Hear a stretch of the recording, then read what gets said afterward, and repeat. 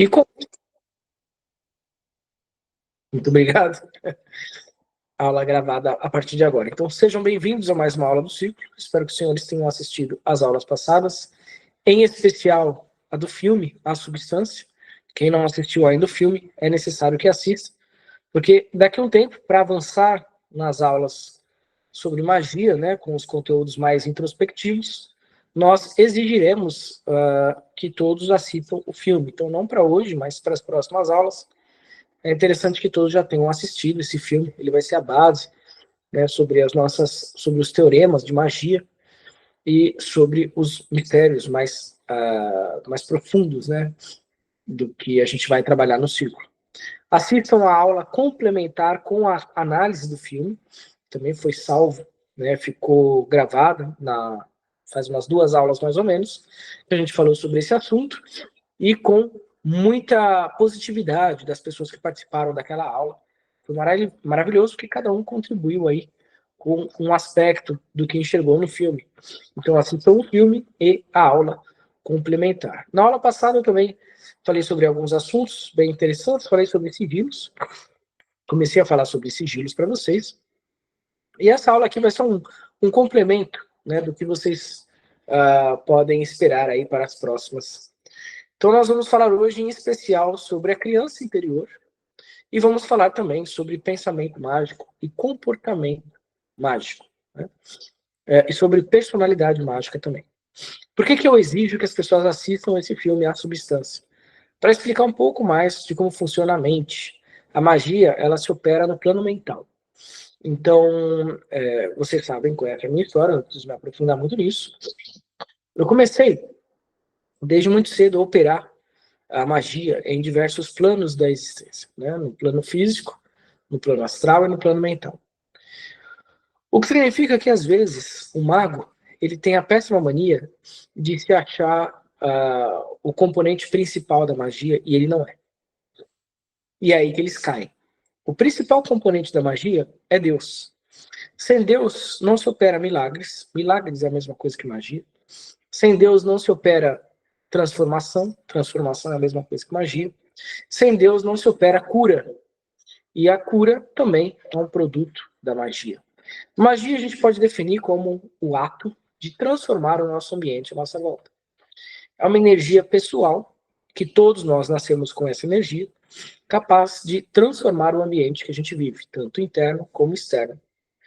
A magia, ela é impessoal, que significa que ela se apropria da fonte da vida universal, que é Deus, para poder se manifestar. Então a base da magia não é o mago. Assim como a base dos milagres de Cristo não era o Cristo, era Deus, né? Deus, Jesus fazia os milagres em nome do Altíssimo, em nome do Eterno, né? Então nada se processa sem o consentimento de Deus. E existe um rabino chamado Rabi Hanina, do Talmud, né? Eu não sou muito fã do Talmud, vocês sabem disso, mas existe um rabino chamado Rabi Hanina, que ele já falava, né? Uma vez chegaram para o Rabi Hanina e perguntaram para ele: Rabi, se a magia existe, então automaticamente o livre-arbítrio não existe. Porque se eu tenho a capacidade de mexer na vida de outra pessoa, então eu estou impondo a minha escolha sobre ela. Por exemplo, se eu quero que uma pessoa, sei lá, se case comigo, e ela não quer, e eu faço uma magia, que é uma intenção, magia é intenção, oração é magia, mantra é magia, tudo que a gente faz com uma intenção de comunicação com o universo é uma magia. Se eu faço aquela pessoa se casar comigo e não faz parte do desígnio dela ou da vontade dela, eu estou exercendo a minha escolha sobre ela. Eu estou resfriado, então não se incomodem, tá? Com o meu tom de voz. Então, toda vez que eu exerço a minha função sobre alguém, a minha intenção sobre alguém, eu estou tirando a escolha da pessoa. Como que isso é possível, Rabi? Perguntaram para o Rabi Hanina. E outra coisa também. Se eu faço uma magia, um feitiço para prejudicar alguém, e essa pessoa é prejudicada, então, automaticamente, isso me leva a crer que eu tenho mais poder que Deus. Como que pode isso? Isso é uma pergunta que muitas pessoas me fazem, né? Me faziam, inclusive. Se eu estou fazendo uma magia para prejudicar alguém, eu tô praticamente com mais poder que Deus. E aí Rabi Hanina sabiamente disse: aquele que faz a magia não faz a magia. Aquele que executa a magia não executa a magia.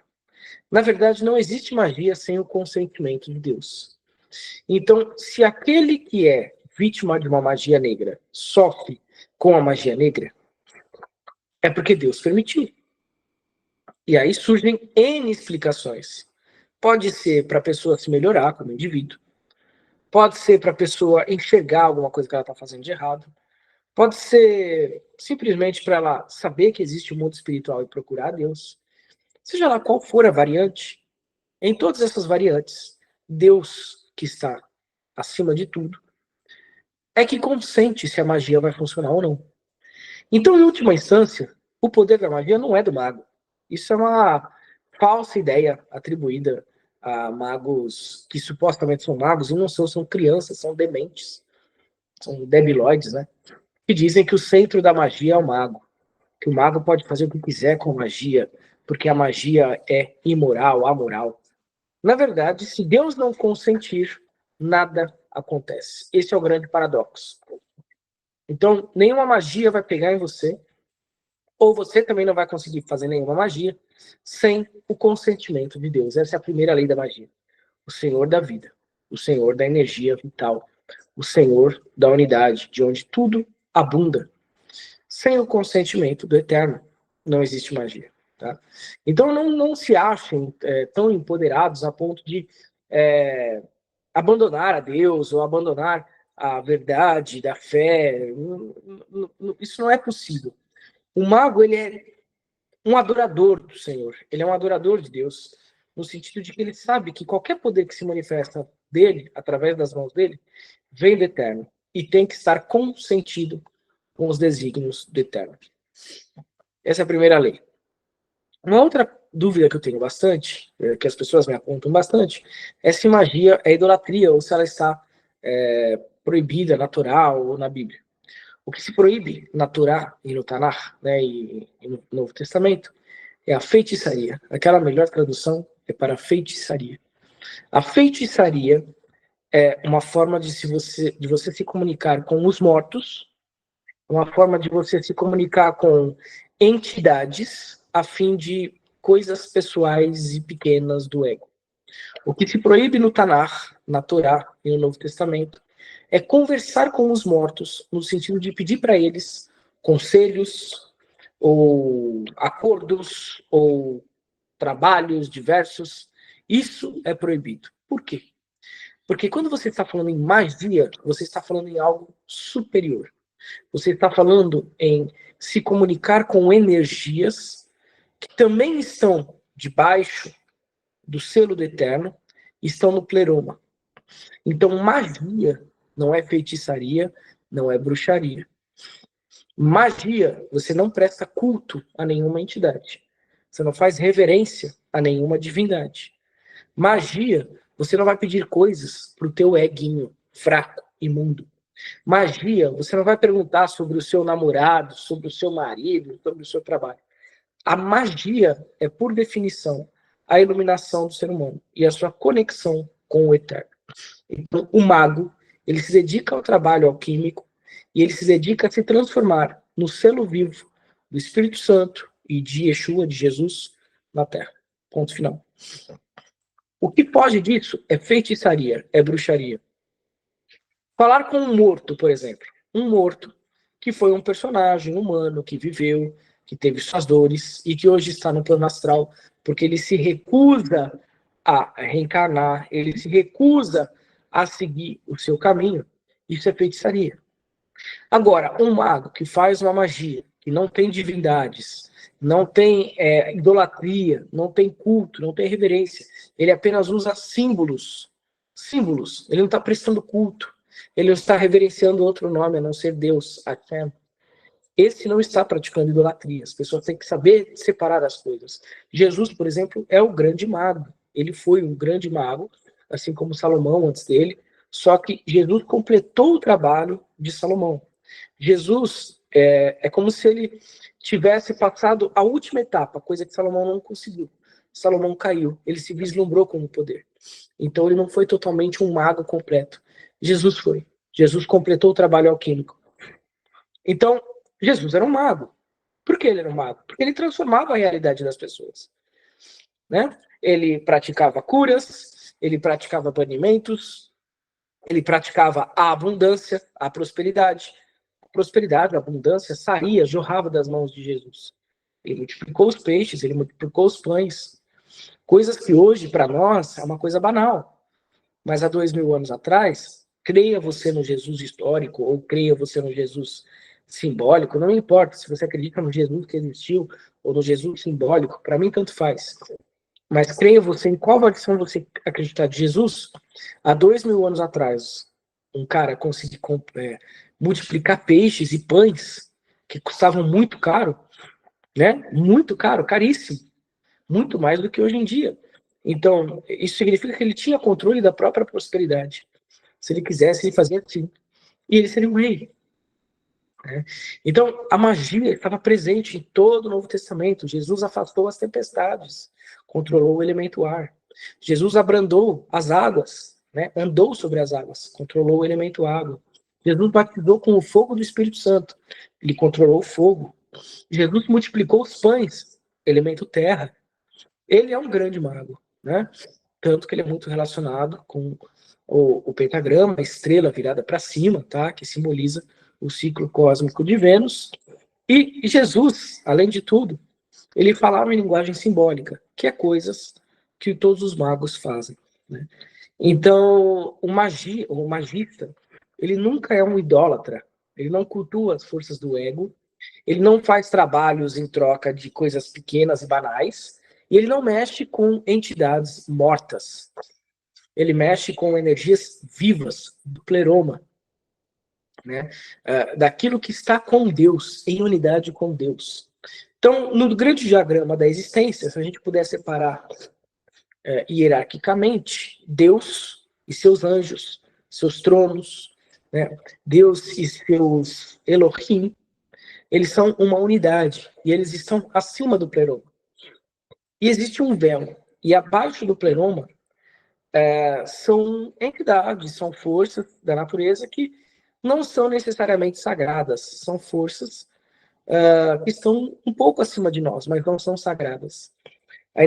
As energias sagradas, do ponto de vista teológico, são aquelas que estão com Deus, em Deus, que obedecem a Deus, e são uma unidade com Deus. Os anjos, por exemplo, eles são faces do Eterno. Né? São vibrações cósmicas dos nomes de Hashem, né? Do Shehan Forash, que são 72 nomes divinos. Abaixo do limiar, abaixo do pleroma, tudo que nós temos são entidades. E abaixo do pleroma, eu não recomendo que vocês façam qualquer tipo de comunicação, porque são entidades como nós. Né? São seres mortos, são seres que viveram, que, enfim, têm ego, têm vontades, então não é aconselhável. O magista, ele não presta culto, ele não presta reverência. Vocês nunca vão ver um mago de verdade enfiando uma galinha com farofa, com dendê, numa encruzilhada para uma entidade, para um morto, para um defunto. Né? Isso é uma coisa de uma religião primitiva, que já deveria ter acabado sua existência no planeta. Só não acabou porque os magos negros usam esse tipo de magia, esse tipo de feitiçaria, bruxaria. Então, a magia, ela é, por definição, o ato de transformar a realidade em constância ou em unidade com o eterno. O que foge disso não é magia, é feitiçaria, é bruxaria. Quer um exemplo? Por exemplo, muitas pessoas já foram lá na Umbanda, no Candomblé, né? Principalmente na Umbanda, né? No Candomblé não se fazia muito isso, agora faz porque dá muito dinheiro, né? Vão lá na Umbanda, falar, eu quero me comunicar com o caboclo não sei o quê, o baiano não sei das quantas, o Zé do Coco, o Zé da Manga, né? O quitandeiro, que é sempre o nome de quitandeiro. E aí a entidade lá se manifesta e você nem desconfia se realmente é um baiano, se realmente é um índio. E mesmo que fosse, né? Que milagre fez um baiano, que milagre fez um índio, que milagre fez um preto velho. Não desmerecendo, mas são criaturas como nós. São criaturas, não são criadores. Ah, mas o preto velho viveu antes de mim. E daí? Sabe menos que você. Né? Sabe menos que você. Viveu em uma outra época, porque eles dão sempre essa desculpa. Recebeu chicotada, foi escravo. E daí? O que faz isso ele melhor do ponto de vista espiritual, do ponto de vista da iluminação? E daí? Né? Não tem qualquer significado. São espíritos de mortos, são espíritos de defuntos. Morreram. São pessoas que viveram na carne e que morreram. E que, quando mortas, não se tornam santas. Não é porque morreu que se tornou iluminado, muito pelo contrário. Qual que é a jornada metafísica da alma quando morre? Se unir ao pleroma, estar com Deus, Deus e seus anjos, né? Seus tronos, né? Então, a nossa jornada é da Terra, atingirmos a iluminação, recebemos a gnose, o conhecimento espiritual, para que depois da nossa morte nós possamos subir diretamente ao trono divino e ficar com Deus, em Deus. Né? Muitos acreditam que até o dia do juízo, enfim, cada um tem uma narrativa, mas depois da morte você se une com o eterno, um ser espiritual. Um ser que não consegue essa iluminação, ele tende a vagar. Então, esses espíritos de Pombagira pior ainda, né?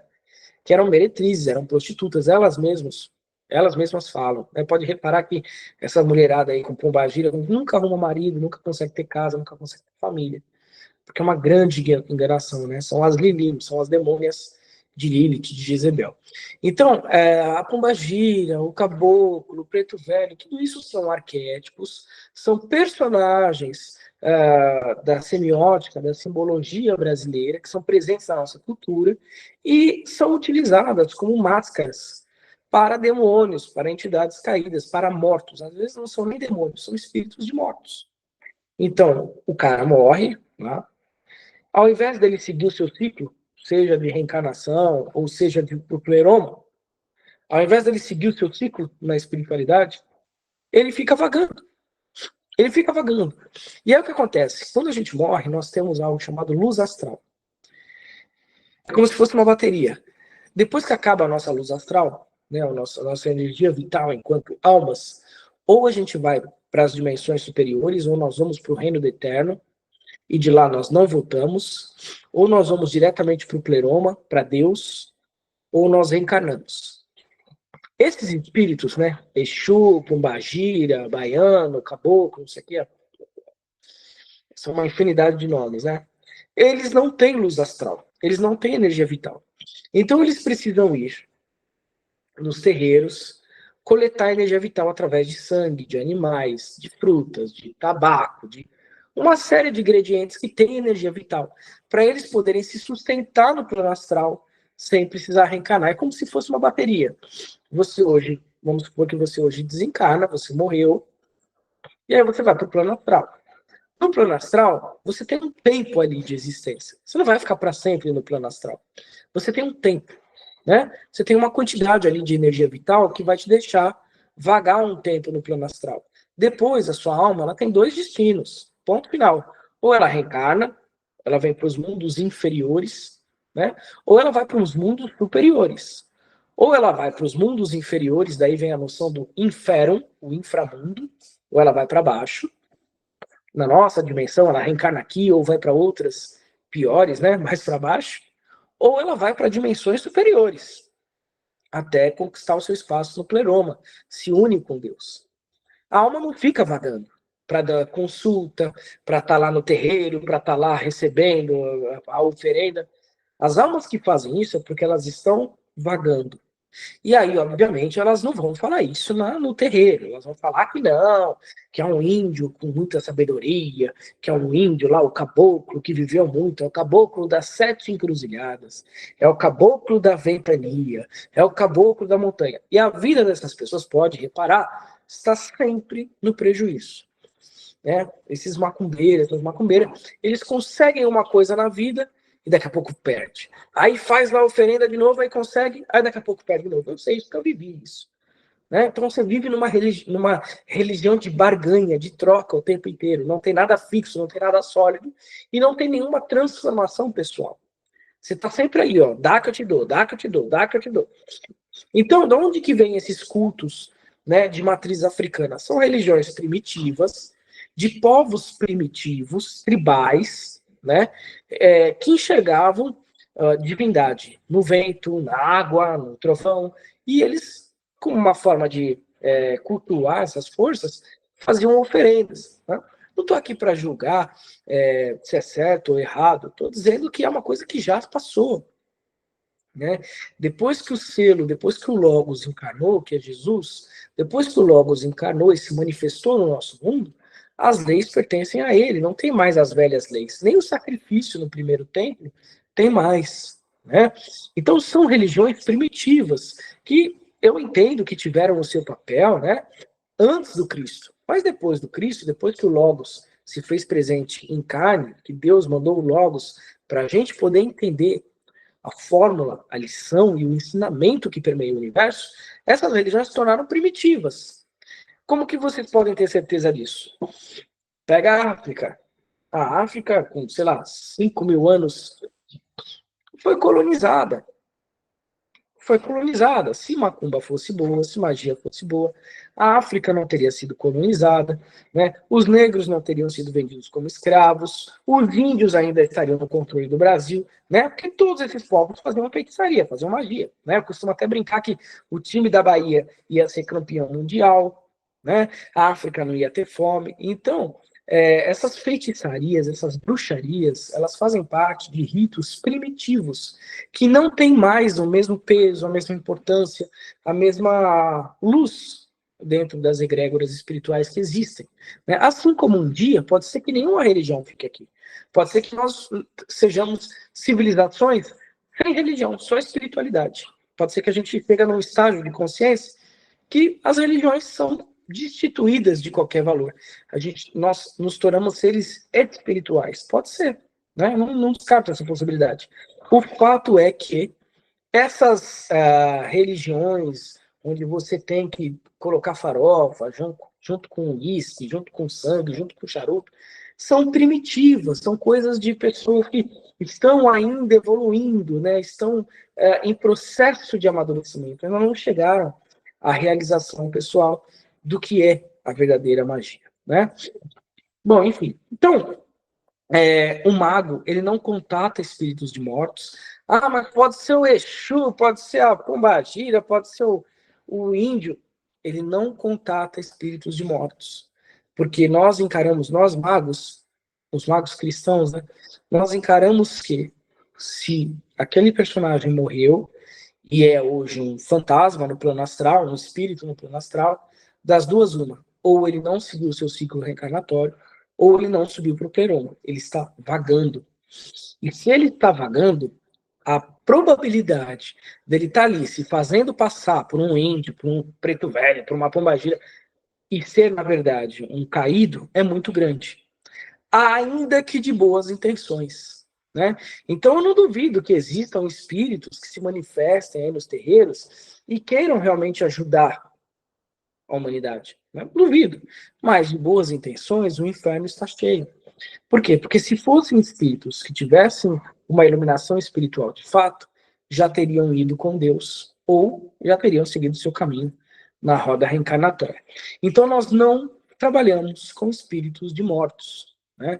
Isso é necromancia. Isso sim está proibido no Tanar, na Torá e na Bíblia. Mas a magia transcendental, ela nunca foi proibida, porque na magia nós não prestamos culto nem reverências a entidades mortas. Fecha ali para mim, Raquel. Fecha ali, por gentileza. A porta aqui.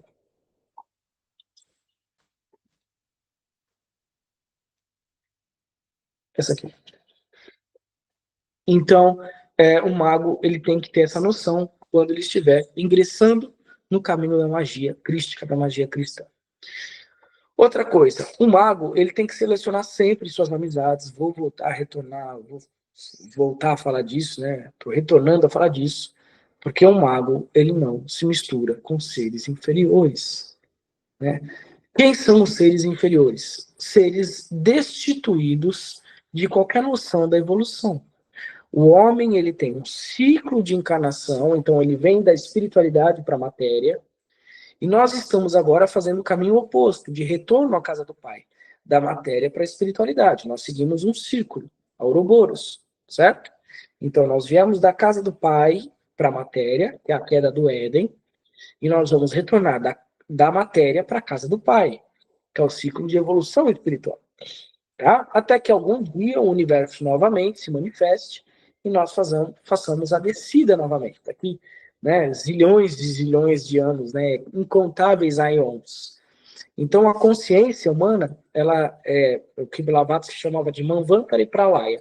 Há uma era em que o universo surge, Deus cria o cosmos e nós caímos na matéria, né? Nós nos tornamos conscientes da matéria.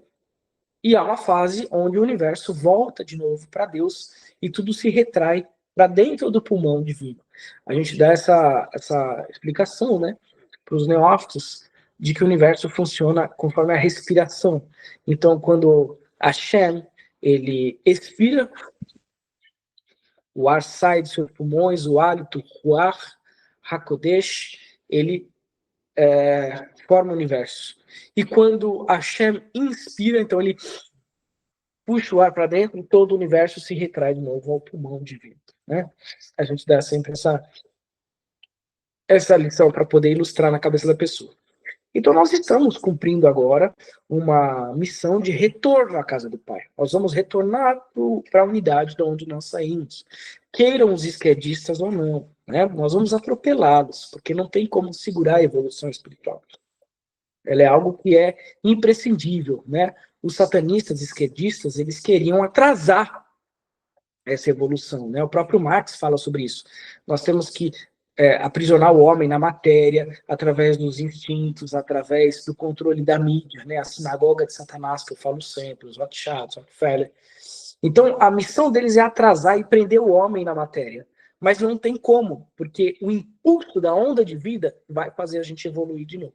Né? Então, eles podem ficar tranquilos que a hora deles vai cair, vai chegar e todos eles vão despencar, todos eles vão desmoronar. Vocês vão ver muitos deles desmoronando, muitos desses satanistinhas aí. Porque aqui não tem nenhum satanista de verdade, né? É verdade, seja dito. Mas vocês vão ver que não vai ter como segurar essa esquerda nojenta, né? Materialista, né? O materialismo dialético não vai ter como segurar. A onda de vida ela vai seguir. Então, o mago, ele não se mistura com quem ele sabe que não está preparado para completar a sua evolução espiritual. Né? O mago, ele não pode andar perto de pessoas que ele sabe que vai puxar ele para a área mais negativa, ou mais telúrica da consciência. Não tem como. Né? Você tem que escolher suas amizades. Se você quiser prosperar, não só do ponto de vista financeiro, que isso é um detalhe para nós, né? Nós somos donos do mundo. O que dirá do dinheiro? Então, se você quiser prosperar, se você quiser ter paz na sua casa, paz na sua família, um relacionamento ideal, uma família legal, para você poder se dizer um mago de verdade, você tem que ter os pilares prontos. Né? E se você abrir mão disso para viver em prostíbulo, né, em vadiagem, com drogados, com seres inferiores, você vai estar abrindo mão do impulso de vida que chama você para evolução. Então você pode ter prazeres, mas não andar com essa gente que está presa nas entranhas da matéria. Não vai fazer bem para vocês. Então se afastem, não tenham medo de abrir mão de relação, de pai, de mãe, de amigo, de todo mundo que atrase a sua evolução espiritual. Isso é uma lei muito importante no mago. O próprio Jesus, o grande mago, né, ele fala, aquele que não é capaz de abandonar pai e mãe não é digno de me seguir. Né? Por quê? Porque ele sabia que, às vezes, os pais interferem no caminho espiritual, os amigos interferem, toda a sociedade interfere. Hoje a gente não pode falar a verdade na internet, não pode falar que o Holocausto é uma grande mentira, por exemplo. Apesar de já ter inúmeras provas arqueológicas e históricas sobre isso. A gente vive com uma mordaça, porque os seres inferiores dominam esse mundo ainda, por conta do impulso de vida que agora é que está se manifestando. Nós estamos na quinta sub-raça da quinta raça raiz, né? Então, a raça ariana. Então, nós estamos no ápice no ápice da degeneração, na era mais escura da Kali Yuga, né? Na era de ferro, na era mais escura da estátua de Daniel também, da profecia de Daniel. Então, o que acontece? A onda de vida ainda não está forte o suficiente para a gente começar a subir de novo ao encontro da casa do Pai. Então, nós estamos aqui embaixo e haverá uma grande disputa entre os materialistas e os espiritualistas, entre a sinagoga de Satã, os judeus asquerosos da sinagoga de Satã e os iluminados, né? Entre essa turma toda de que quer destruir a família, que quer destruir gênero, que quer destruir, porque a palavra deles é de destruição, de caos, e os agentes da luz. Haverá um grande confronto que já estava previsto em todas as teologias, em todas as narrativas, inclusive bíblicas, e vai acontecer agora. Então, enquanto vocês puderem, e da forma que puderem, se afastem de pessoas degeneradas, negativas, não vai fazer bem para vocês.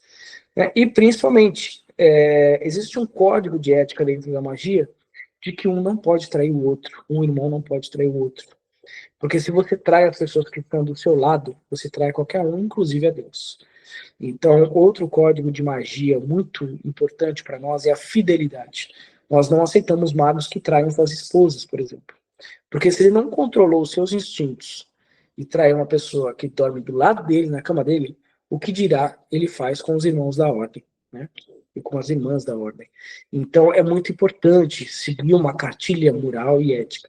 Não tenham medo de não andarem com seres inferiores, não tenham medo de combater estes seres, tá? São degenerados, não são tocados pela luz do eterno, merecem sim todo o desprezo que puderem, tá? Porque eles querem isso. Então, dê a César o que é de César. Outra coisa que o mago tem que ter, né, dentro do seu caminho magístico: amplitude e expansão de consciência. Se ele não estiver disposto para que a magia se processe, se a mente dele é muito quadrada, muito fechada, muito metódica, ele não vai conseguir ter magia, ele não vai conseguir ver os efeitos da magia. Deus não vai se manifestar na vida dele. Por quê? Porque ele está condicionado pelo medo a se limitar numa visão estreita das coisas. Então, por exemplo, vamos supor que você precisa melhorar de vida. Você precisa melhorar de vida não porque você, né, é algo do ego, mas é um desejo interno muito forte. Só que você não abre a cabeça. Você quer continuar imaginando que você tem que melhorar de vida sendo o advogado, que seu pai sempre quis. Às vezes não, às vezes a mente, ela imagina uma cena que não faz sentido para Deus. E Deus não consegue agir porque você não permite uma coisa que nós chamamos de plasticidade cerebral, que é a sua capacidade de expandir a sua consciência, né? De pensar em outras possibilidades, de mudar o teu cérebro. Né? A mente é dona do cérebro, não o cérebro é dono da mente. Tá?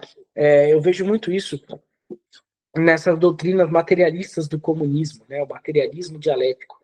O cérebro processa a mente. Não, é o contrário. A mente é que é dona do cérebro. O cérebro é só um instrumento, onde a mente, que é um produto espiritual, sem tempo nem espaço, a mente é o grande artífice, né? É o grande arquiteto, ela se processa através do cérebro. Mas o cérebro não tem a mente, é a mente que tem o cérebro. Né? Então, uma outra necessidade do magista é de ter expansão de consciência. Eu não sei como vai dar certo, eu só sei que vai dar certo. Né? Não preciso imaginar como. Né? Aquela coisa lá do Marçal, pergunta o como. Pergunta o como. Cara, nem o como é necessário. Saiba o que você quer. Tenha uma flecha e um alvo. O caminho é com Deus. Tá certo? Então, deixa eu ver se estou me esquecendo alguma coisa sobre a preparação do mago. Ah, sim. Quanto mais vocês defenderem o reino do Eterno, mais ele se manifesta na vida de vocês. É uma relação de troca. Mas não é que Deus precisa de você. É simplesmente porque existe uma lei da alquimia que você tem que fazer um sacrifício se você quer algo. É isso que vai tornar, inclusive, a sua magia sagrada. Né? O rito de Abramelin fala sobre isso, o Sag fala sobre isso. O sacro ofício. E o maior sacrifício não é cortar a cabeça de carneiro, de pomba, de galinha, igual esses macumbeiros dessas religiões primitivas. O maior sacro ofício é você conseguir cortar ou sacrificar uma parte de você. E é interessante que você sacrifica a parte que não presta. Né? Só que é difícil, porque a gente se apega. Né? Então, vocês têm que se sacrificar pelo que vocês acreditam. Né? E pela egrégora que vocês acreditam. A principal função de um mago é de se sacrificar pelo que ele acredita.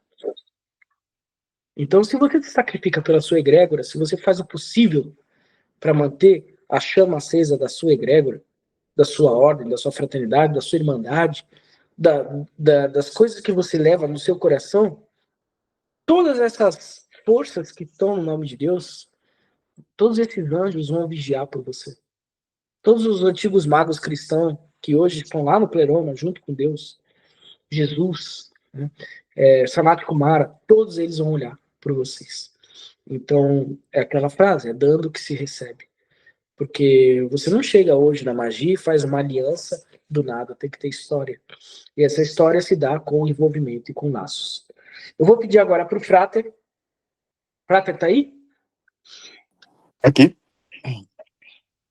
Tá assistindo aí? Opa. Vê se tem alguém aí com a mão levantada, Frater. Por hora, tranquilo. Se alguém tiver alguma dúvida, pode fazer agora, tá?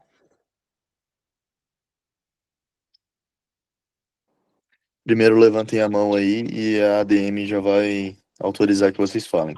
Só um minuto.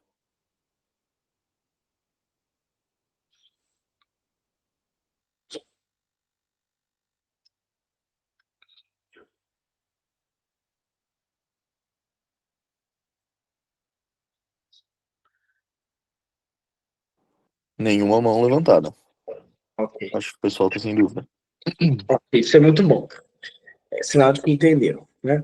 Então, eu estou preparando vocês com essa aula de hoje porque a gente vai começar a abordar algumas técnicas de magia e eu não quero ficar respondendo as mesmas perguntas. Mas não é idolatria?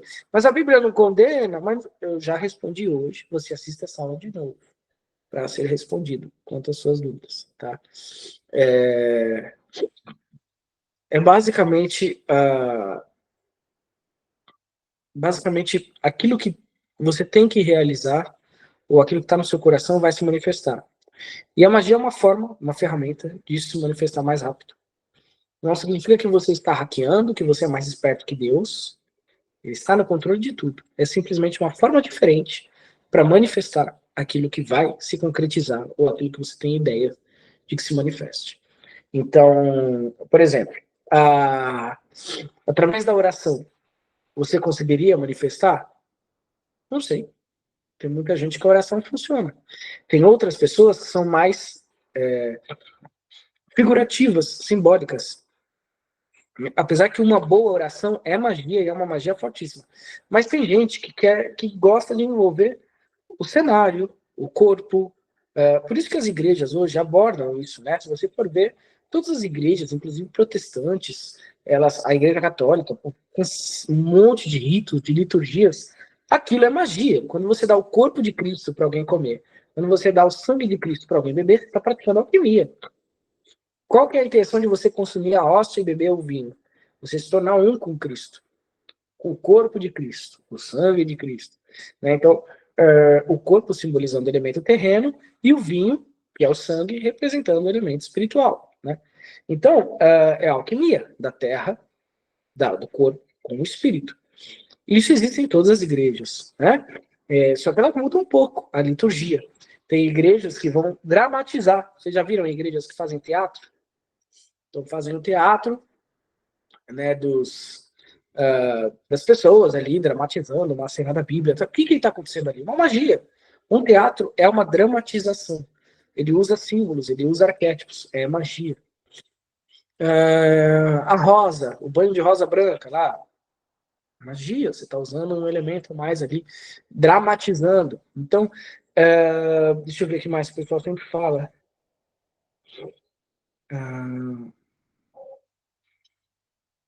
Vocês já viram os banimentos, por exemplo, os exorcismos que acontecem em algumas igrejas sérias, algumas, né, 1%, mas acontece. Magia. Então, magia é Mestre, algo... só um minuto, desculpa interromper. Gostaria que a Márcia encerrasse o vídeo dela, que ela ligou aí sem querer. Ah, tá. Então, Perfeito, pode seguir. tá. Tudo que dramatiza, o que é o dramatizar? É você sair só da oração, é você interpretar um papel, é você pegar uma espada, apontar para uma direção, tocar um chofar, tomar um banho de rosas brancas, por exemplo, receber o Espírito Santo. Tudo isso são coisas adicionais, são recursos adicionais que fazem parte da manifestação da fé. O cristão, ele poderia orar quietinho ali, fazer a oração dele quietinho? Poderia. Mas quando ele usa elementos adicionais, quando ele dramatiza, quando ele traz aspectos teatrais, quando ele. Dependendo do cristão, alguns não têm essa necessidade, entende? Alguns cristãos só vão orar e tá tudo certo. E tá tudo bem também. Mas alguns gostam de viver a oração, experimentar o drama daquilo. Então eles ritualizam. Ritual não é algo negativo, gente. Ritual significa ritualizar, fazer uma liturgia, encenar aquilo que você está se comunicando. Alguns cristãos, por exemplo, ritualizam a chegada do Espírito Santo.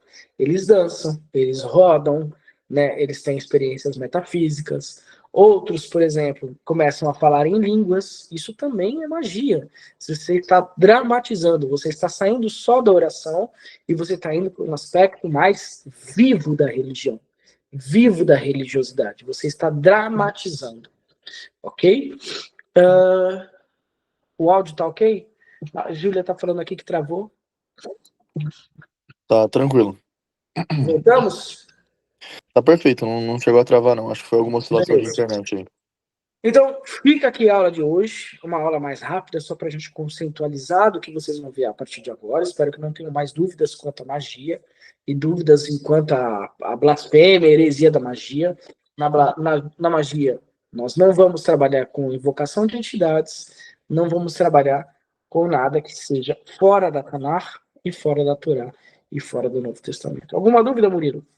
O Denis levantou a mão aqui e o Giovanni falou no chat. Eu vou ler a mensagem do Giovanni primeiro e aí depois a gente Lê a mensagem abre pro deles para Denis. mim, porque se abrir aqui o áudio ou o vídeo, pode ser que a conexão fique meio atribulada. O Giovanni comentou: Mestre, uma vez tive o testemunho de uma pessoa que foi orar no monte com a igreja e segurou galhos na mão e eles pegaram fogo. Então, isso é a expressão máxima, né, da fé. É uma pessoa com muito poder magístico, a ponto de conseguir manifestar a fé no plano físico. Isso é magia, mas é poucas pessoas que conseguem fazer um evento desse, né?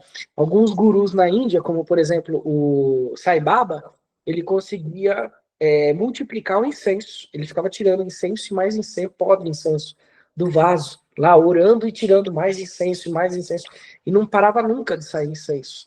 Outros tiveram outras manifestações espirituais. A Joana d'Arc, se eu não me engano, ela teve as chagas de Cristo manifestadas no corpo dela. Então, a manifestação espiritual na matéria, ela é um sinônimo de magia. A pessoa está com muito poder espiritual, mas não necessariamente ela é santa, tá, gente? É isso que as pessoas precisam entender. Não é porque curou, não é porque fez profecia, não é porque fez revelação que é santo. Santidade é outra coisa, é união com Deus, tá? Não é indicativo de nada, só indica poder espiritual, poder sobrenatural que existe em todos nós. Mais alguma dúvida? O Denis está com a mão levantada aqui, ele gostaria de falar. Pode abrir o microfone aí, Denis. Boa noite, mestre. Boa noite, Denis. Mestre, quando você falou sobre o mago, sobre estar pronto, sobre ter pilares, a partir do momento que você se inicia, você começa a transformar a sua vida, você possui pilares, esses pilares estão sólidos. Para que a magia tenha efeito e que ela se conecte com Cristo, com Sim. Deus, Sim. é obrigatório, é necessário que os demônios acompanhem os magos? Não. Não. Existem alguns tratados de magia em que o mago, para testar o seu poder, para comandar, por exemplo, o Salomão.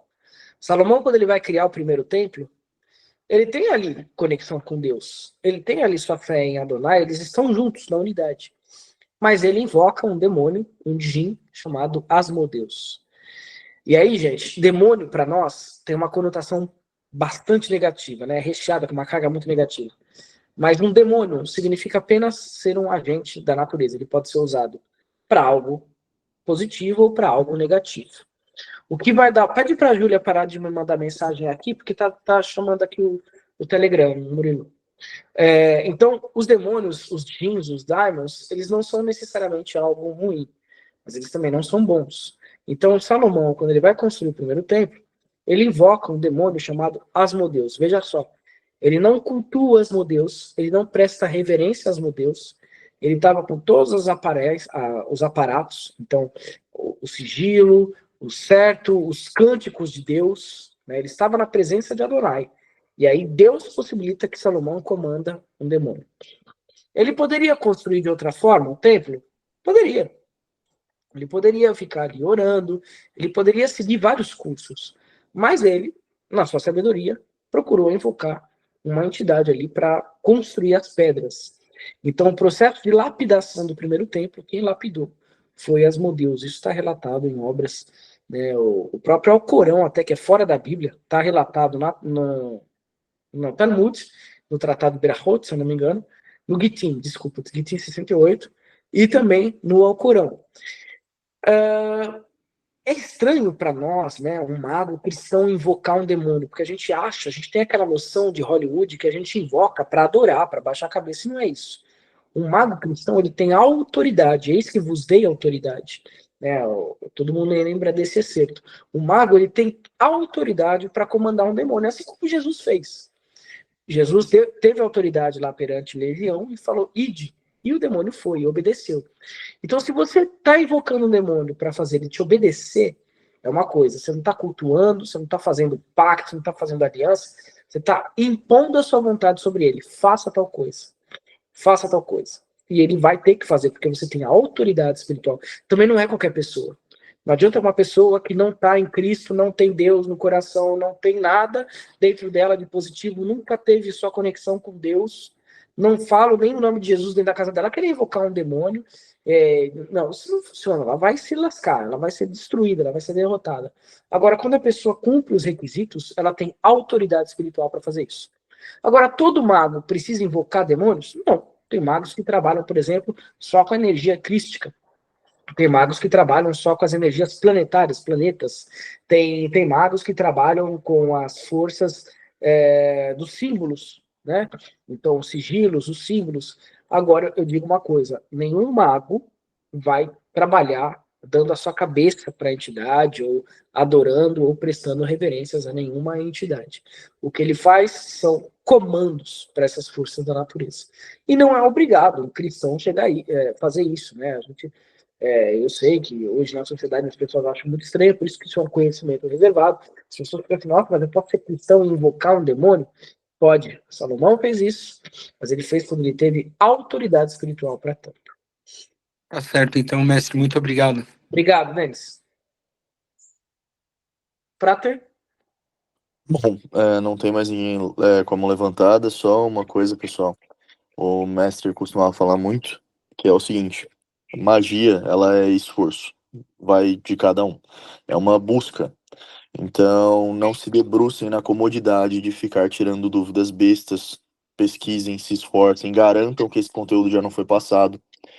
Porque se vocês deixam, por exemplo, passar uma dúvida que vocês têm de um conteúdo que já foi dado, se essa dúvida já foi sanada em algum momento, mas por questão de falta de atenção, de falta de busca, de não assistir mais de uma vez, porque acha que já entendeu tudo, que seria o ego, no caso, por uma questão dessas, se vocês deixarem algum conteúdo passar, imagino que vocês não fariam num ritual. Imaginam que vocês não fariam numa oração, num momento de euforia com Deus. Então, magia é busca, é concentração. Tomem anotações, busquem nas aulas, assistam 2, 3 vezes. Não fiquem tentando tirar dúvidas bestas, se acomodando no outro, para que esse outro, através do esforço do outro, vocês tenham as respostas. Não. Exatamente. Dúvida tem que ser retirada assistindo a aula de novo, de novo, de novo. Eu não gosto disso de irmão ficar perguntando para irmão, porque todos têm as mesmas condições, as mesmas aulas. Então, tem que assistir as mesmas aulas, porque está tudo bem explicado. Para nós, hoje, é um pouco estranho, né? Você falar sobre magia no meio cristão, mas isso não foi assim até o século XVIII, século XIX. Você tem pastores magos, você tem padres magos, então, por exemplo, Cornelius Agrippa, o próprio Jacob Boehme, que também era pastor, também era protestante, John Dee, foram grandes magos, né?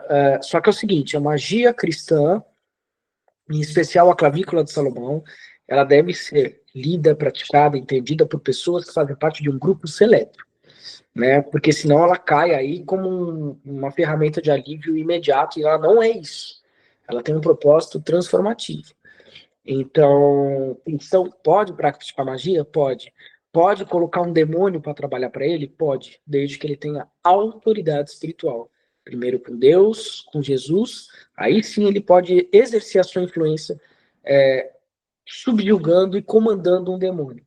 Ele tem que ter autoridade espiritual. De que forma? Ele tem que estar na lei do karma, ele tem que estar em equilíbrio espiritual, ele tem que ter. Ele não pode ter vícios, porque na hora que você invoca um demônio, tudo bem, Deus está te dando poder sobre ele, né? É igual os pastores. Os pastores comandam demônios na igreja. Os padres também fazem exorcismos diretos. Vocês imaginam um pastor que está em pecado, que está em vício, que está em desequilíbrio. O que vai acontecer? O demônio vai tomar ele. Vai acontecer uma reação adversa. Vão trocar de papéis. Então, no ritual, no rito de evocação, é a mesma coisa. Nenhuma entidade quer ser comandada. Eles não querem ser comandados. Apesar de ser o destino deles, né? Da mesma forma que o homem, ele obedece os anjos, mas ele manda no mundo, né? O homem manda nos animais, o homem manda nas coisas do mundo. Deus deu autoridade para o homem mandar no mundo, né? Sem excessos, mas deu. Da mesma forma que ele deu autoridade para os homens mandarem no mundo, nas coisas do mundo, né? Também deu autoridade para os homens mandarem em seres que sejam abaixo dele na hierarquia. Então, os demônios, né? Então, você tem o direito de comandar demônios, né? Mas não todas as pessoas, é um grupo seleto. E Deus vai estar ali vigiando se você está realmente com a moral em dia, com a ética em dia, com o equilíbrio. Se você jejuou, se você está em abstinência sexual, se você não bebeu, se você não fumou, se você não tem vícios, tudo isso conta no dia do ritual, né? No dia de invocação. Deus vai estar observando tudo. Se você cumprir e se você estiver ali na santidade, é o que a gente chama do ritual do SAG, do Sagrado Anjo Guardião. Deus te dá a autoridade. Tá? O que perguntaram aí, Murilo?